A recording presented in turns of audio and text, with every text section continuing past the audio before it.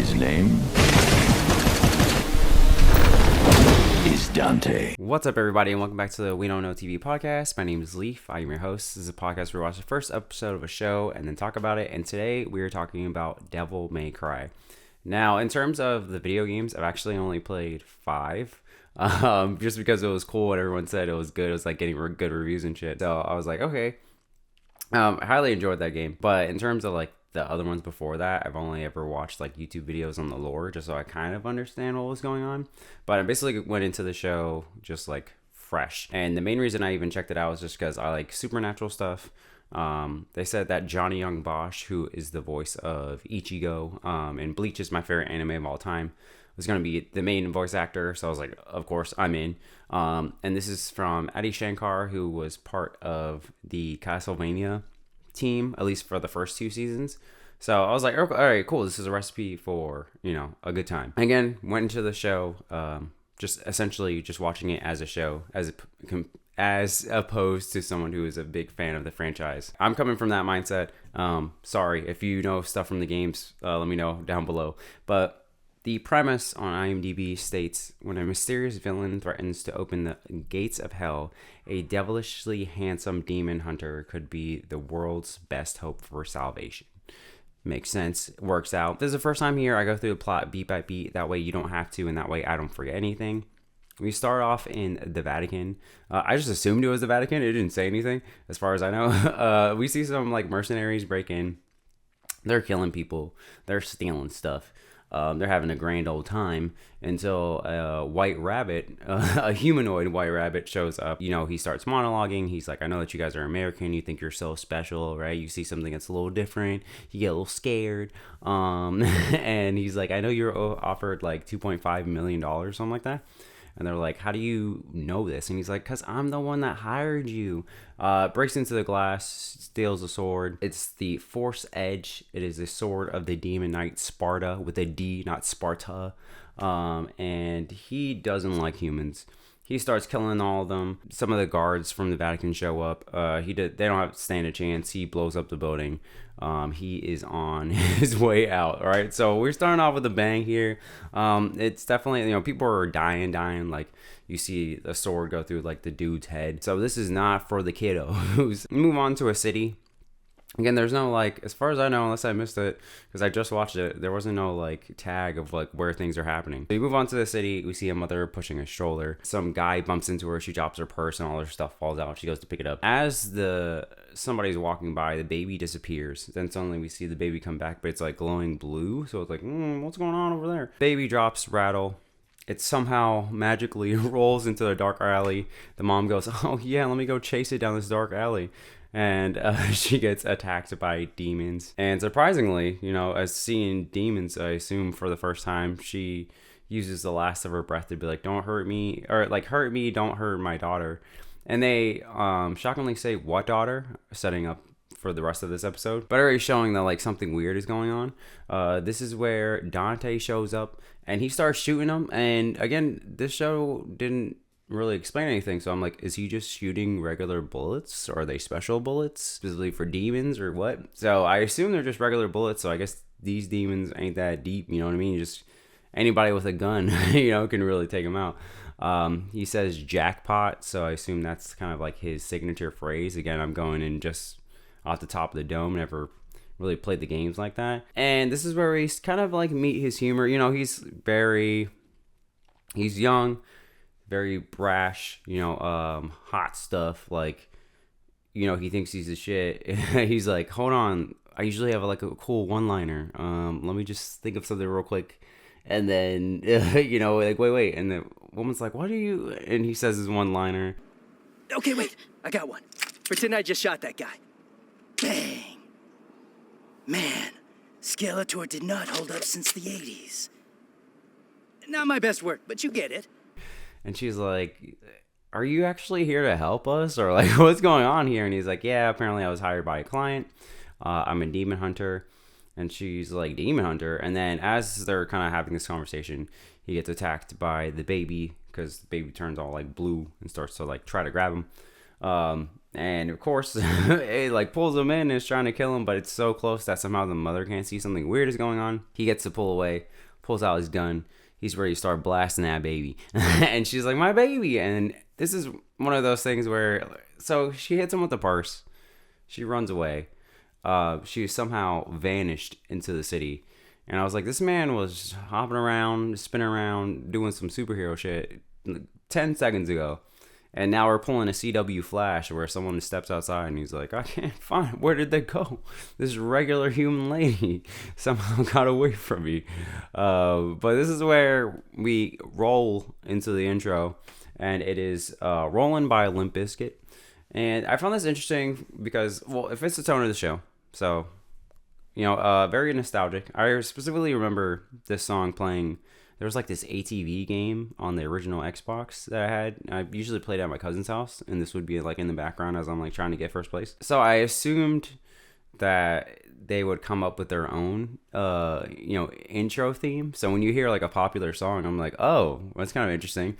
Also, I know, a lot of times people always complain that like licensing real songs is like super expensive. So I thought like, budget wise, especially because animation is cost so much, you would think to like make your own song as opposed to picking a popular song. But I mean, it works for the show. I'm not complaining about the song choice. It's just I thought it was a little odd financially. But what do I know? Anyways, so we get some news reports on the Vatican bombing. They see that there's some sort of demon in the background, but they don't know if it's a demon, so they're like, it's some sort of person with what looks like wings. And then you get the montage of like, like the right news, and they're like, this is the left's fault and stuff like that. And you got like the left podcast, and he's saying this is like demons and no one believes us, and conspiracy theories and all that. You get like the talk shows, there's usual stuff that we might see in our actual real day life.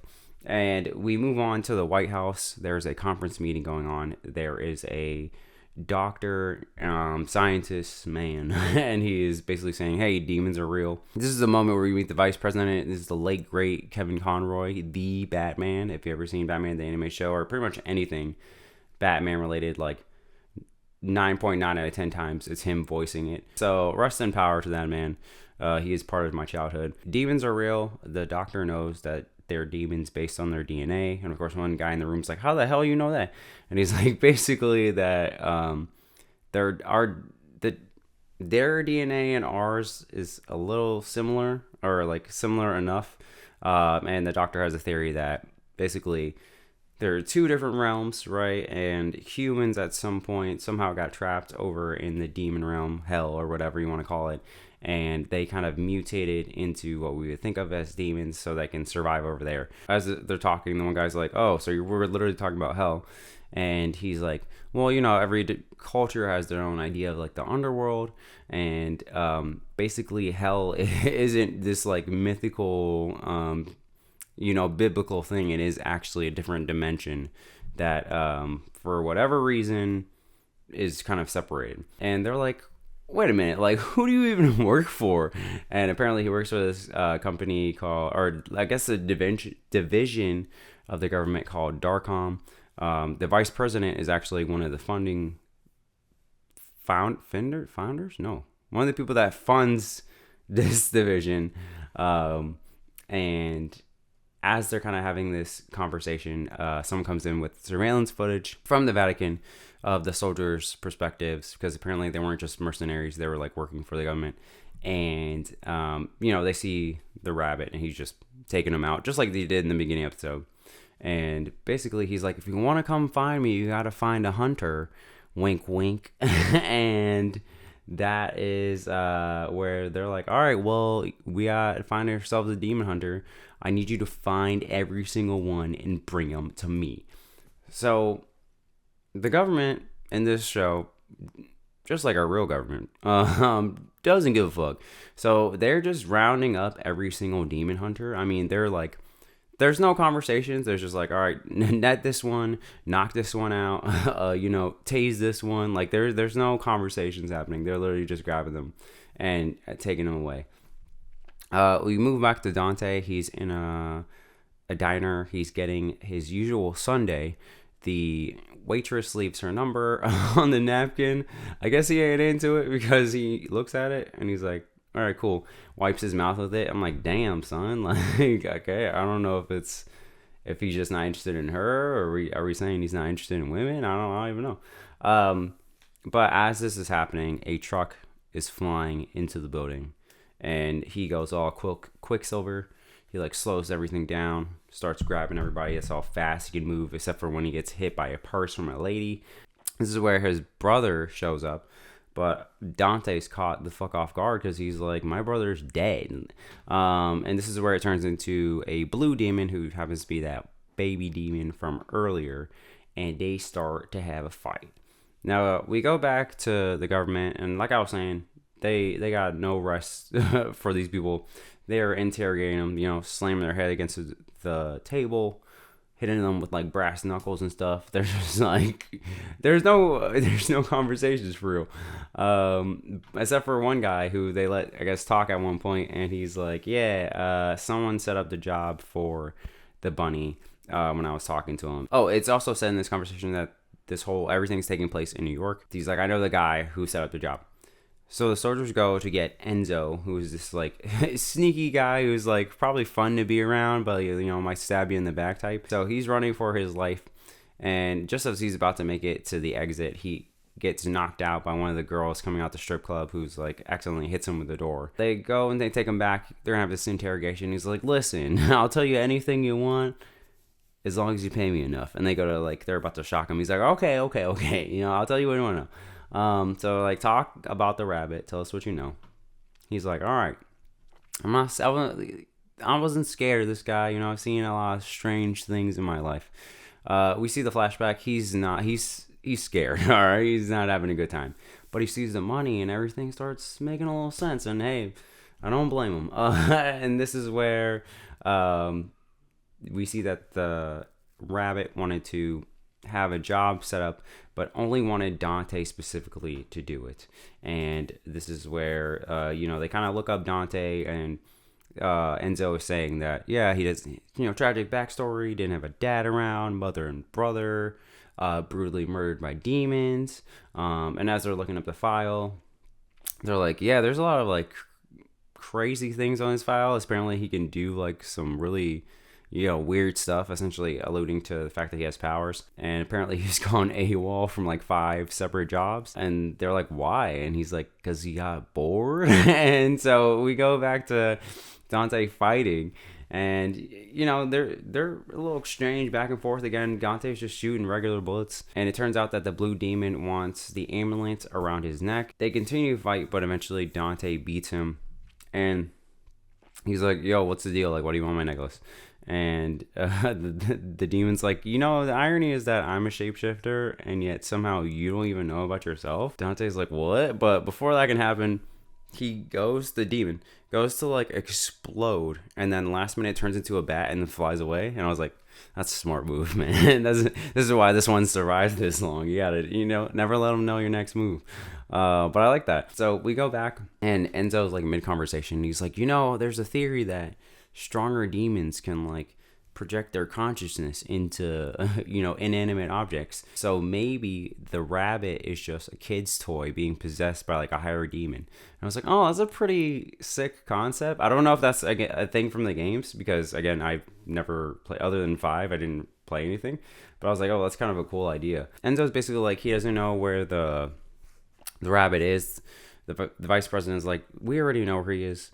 And he's like, you sent in a team, did you? And he's like, yeah, and everyone died except for one guy. And he's like, okay, well, tell us what you know about the sword. And Enzo starts telling the vice president about the sword, and he's like, yeah, I already know the story. And he's like, okay, yeah, everyone knows that story. What you don't know is that, and the original story, real quick, is that the demon named Sparta was like a demon lord. He eventually found like a liking for humans. He wanted to protect them. The part that Enzo reveals is that he uses his sword to essentially create a magic wall between the realms, so the human and demon world are separate. And with the sword, there is an amulet in the middle of it that he used to power up the sword. The amulet was split into 2 halves. one half Dante has, and the other half the rabbit already has. So the two pieces need to come together so that I can use a sword to open up or break down the wall, essentially. And the doctor has this interesting conversation with the vice president where he's like, I knew that there was some sort of like signal, some transmitter to, break down the wall between the two. I didn't know that the amulet was part of it, because if you look at the sword, he's saying, there's a little spot missing. And he's like, it's crazy that their technology looks, so archaic. It looks like magic, swords and shields and stuff like that. But he's like, it's somehow like way more sophisticated than the stuff that we have. Anders shows up. He's the one guy who survived from the team. And they're making it sound like it's really bad, but he just kind of has like a little scar across his face. I was like, he kind of looks fine for real. Essentially, he overheard the rabbit saying that he tried to get the other half of the amulet from Dante, and it didn't work. Essentially, the blue demon that was fighting him before, and he wants to set up another job to get the amulet. And we end the episode with Dante doing Dance Dance Revolution, and he gets a D rank, and he loses the game, and that's where the episode ends, which I thought was funny but like weird. So if it's your first time here, I have a 3-point rating scale. It is 1 and done, give it a chance, and I'm in. For this one, I'd give it a chance. I don't think there's anything in this episode that would make me want to like be like, I'm in, I gotta watch another episode, like for sure. But I do want to watch another episode. And spoilers, I watched the whole season. I binged it. But there's nothing inherently in this first episode that really grabbed me. I like the action. I like that Dante is like this cocky, like, I can do whatever I want. Who gives a fuck? I like that, he will leave a job if he gets bored. But there was nothing in the setup of all of this that was just like, dude, like, you know what I mean? That I even gotta watch the next one or bring this up with somebody else, or just like nothing like wowing me. So yeah, I'm gonna keep this in the middle, give it a chance.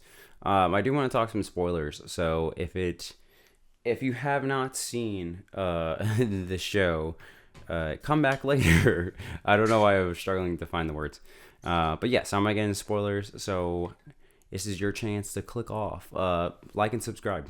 All right, so like I said, I've watched the whole season. I think it's good. I just don't think it's great, and I think it could have been great. My biggest problem with the whole thing is that I didn't feel like I really got to know anybody. I feel like the show's too fast-paced, that things just keep happening, and then, I at the end of it all, even Dante, I was just like, I don't know you, you know what I mean? For me to be excited about another season.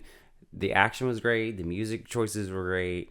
I don't like when animation goes from 2D to 3D for like certain characters. I know some like in anime and whatever, it's a lot easier to do it for like background characters rather than to like individually animate each character.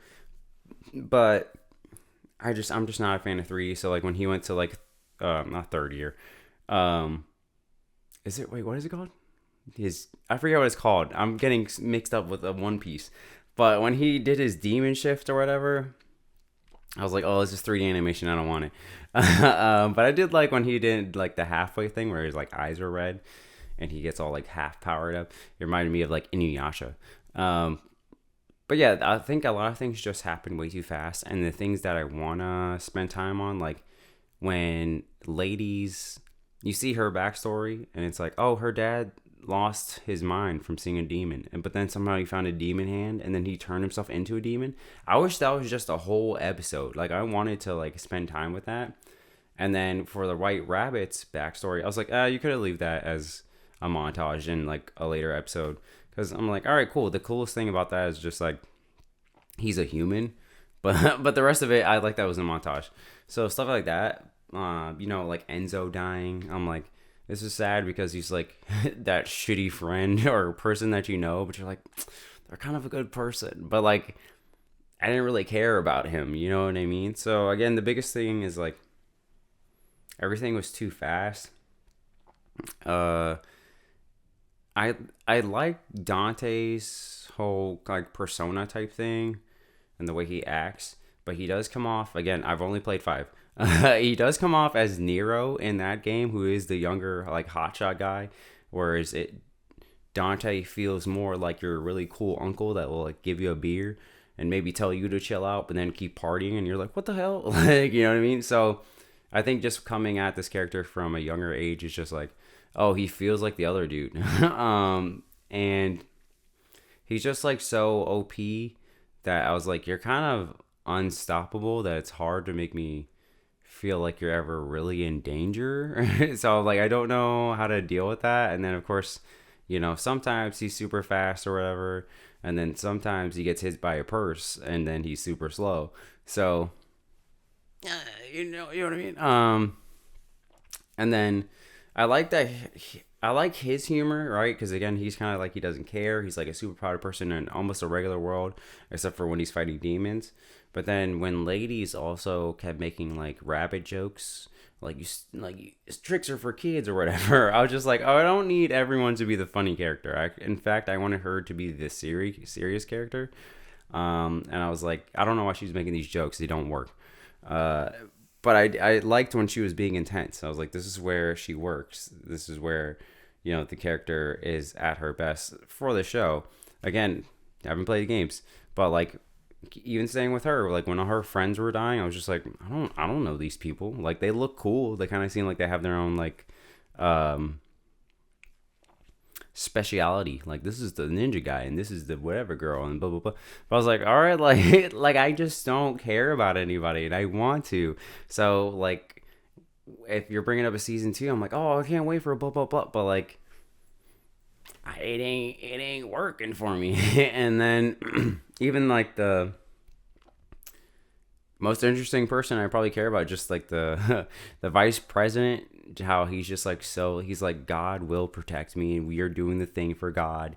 He literally sent soldiers and like they basically took over the demon realm and they're like causing havoc, and it's like, that's awesome, except for Kevin Conroy has already passed away, so that voice is gone. Like, you know what I mean? Unless we're gonna get some sort of impersonator.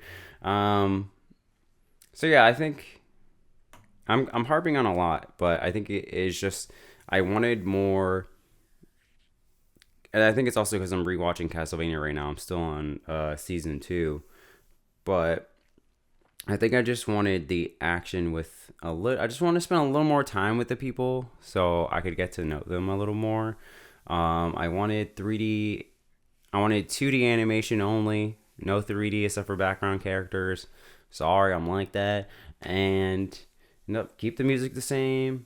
The action, when the action's hidden, the action's hidden.